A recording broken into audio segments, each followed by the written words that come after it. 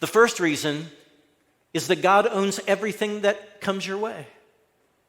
Friend, if you claim to be thankful for your blessings, but you haven't acknowledged that they are not actually yours, then you are missing the most profound truth about money and possessions.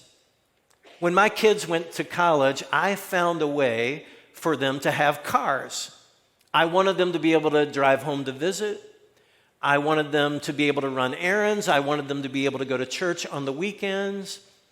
And when we talked about the cars that my kids drove to college, we referred to those cars as their cars, Evan's car, Christina's car. That's how we differentiated between the cars. But those cars were not actually their cars. They were my cars. I bought those cars. I insured those cars. When they got speeding tickets, I paid more for the insurance on those cars. When repairs were needed, when new tires were needed, I covered the costs. The cars were even in my name. And look, the same principle is true with every dollar that passes through your hands, with everything that you consider and refer to as yours, everything under your care. God is the owner. Does that sound extreme? Does that sound like a mind game? God says, no, it's actually the truth. Psalm 24:1 says, the earth is the Lord's and everything in it. Do you have anything that is outside of those boundaries?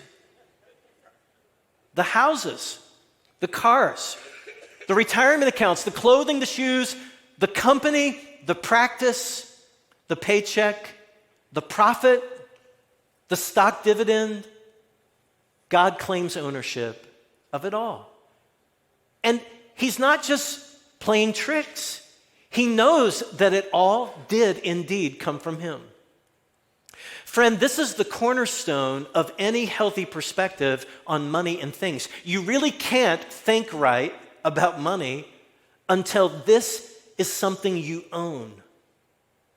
And it has a lot to do with how willing or unwilling we are to consider any level of giving, especially tithing. People who think they actually own it all believe it's nuts to give 10% of your income away. But wait a minute. If it belongs to God, if it originated from God, if it is all going back to God, what exactly is the objection? You know, every commercial we see teaches us to think of all of it as ours. But they are wrong. The earth is the Lord's and everything in it.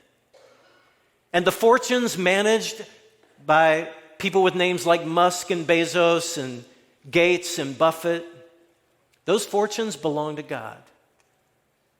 And whatever is in your bank account and whatever is coming to you this week and whatever comes to you over the next few years, all of it has the same source. The source is God.